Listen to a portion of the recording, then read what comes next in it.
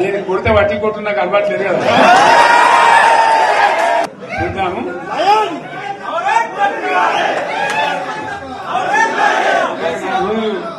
కానీ అన్నట్టుగా నేను చూస్తా ఉన్నా. కానీ మనోళ్ళందరూ కూడా ప్రతిపాదిస్తుంది ఏంటంటే, ఒక సంవత్సరం జరిగిపోయింది, సంగమేశ్వర ఆన్నే పన్నది, బసవేశ్వర ఆన్నే పన్నది, పాలమూరు ఉత్పత్తుల పథకం ఆన్నే పన్నది, కాళేశ్వరం అట్లా ఎండబెడుతున్నారు, ఇవన్నీ అన్యాయాలని. కాబట్టి ఫిబ్రవరి నెలాఖరులో ఒక పెద్ద బహిరంగ సభ పెట్టాలి, ఇలా కథ చూడాలి అని జరుగుతూ ఉంది.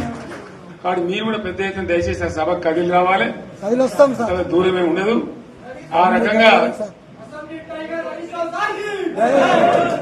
తెలంగాణ శక్తి ఏందో మరొకసారి చూపించి వీళ్ళ మెడలు వంచి ఇప్పుడు సాధించాలి. భవిష్యత్ కోసం కూడా కొట్టాడకు మనం సిద్ధంగా ఉండాలని తెలియజేసుకుంటూ, పరమేశ్వర్ గారికి అంతటి లోకమంతరం ఇది. కోటి రూపాయల భూమి ఇప్పుడు 50 లక్షల కరెక్ట్.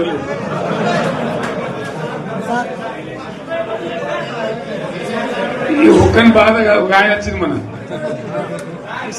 ఒక ఆయన ఒక 10 మంది వచ్చారు హైదరాబాద్ కి. అందులోకి 2 ముస్లిం సోదరులు వచ్చారు. साहब सोब तबाह हो गया, इफलासी मुफलसी बहन क्या तो तुम्हारा क्या हुआ बहन, तुम्हारा क्या हुआ, तुम हैदराबाद में तुम लोग हैं. मेरा कारोबार है साहब, मेरा छोटा मोटा कारोबार है, होटल भी है, 70% गिर गया. हर कोई पूछ रहे, हर कोई केसीआर भी याद कर रहा है सामान. వారు మాట్లాడుతున్నారు.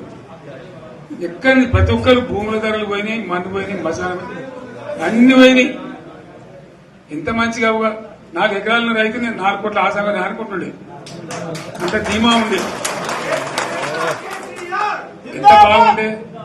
హైదరాబాద్ నుంచి అడిగితే కూడా వచ్చి మనం ఇయ్యకపోదు భూములు, డిమాండ్ పెరగానని. అంత బ్రహ్మాండంగా మారుమూల ప్రాంతంలో కూడా 40 లక్షలు 50 లక్షలు ఎకరానికి ఉండే. అటువంటిది సగానికి సగం పడిపోయి మొత్తం నాశనం చేశారు. వీళ్ళు ఇట్లే వదిలిపెడితే ఇంకింత నాశనం అవుతుంది. కాబట్టి మనం కొట్లాడాల్సిందే. నేను ఇంకొక మాట మీకు చెప్తా. ఎలక్షన్లలో నేను మస్తుగా చూసిన 50 ఏళ్లలో పార్టీలకు వెళ్తే ఓడితే ఇంత మాయలు ఏడాది లోపలనే కాంగ్రెస్ పార్టీ దొరికితే కొడతాం అన్నంత గొప్ప.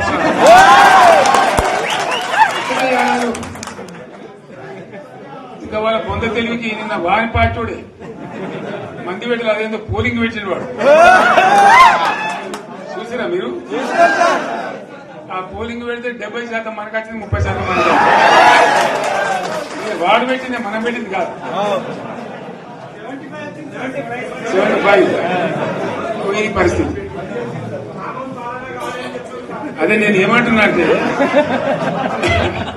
ఫామ్ హౌస్ అంటే ఏముంటది, వారి ఉంటది, మాకు ఉంటది, అల్ల ఉంటది. కాంగ్రెస్ వాళ్ళు అంతా మంచి చేస్తే పారబడి తవ్వచ్చు కూడా లంగత. దీన్ని ఫామ్ హౌస్ అని మనం బదనాలు చేసి అంతే కదా. నేనేమంటున్నా అంటే, అన్ని మబ్బులు వీడిపోయినట్టు ప్రజలకు అన్ని తెలిసిపోతున్నాయి. మంచి ఏంది, చెడ్డ ఏంది, ఏం జరిగింది అన్ని ఇంకా ఘోరమైతుందని చెప్తున్నా.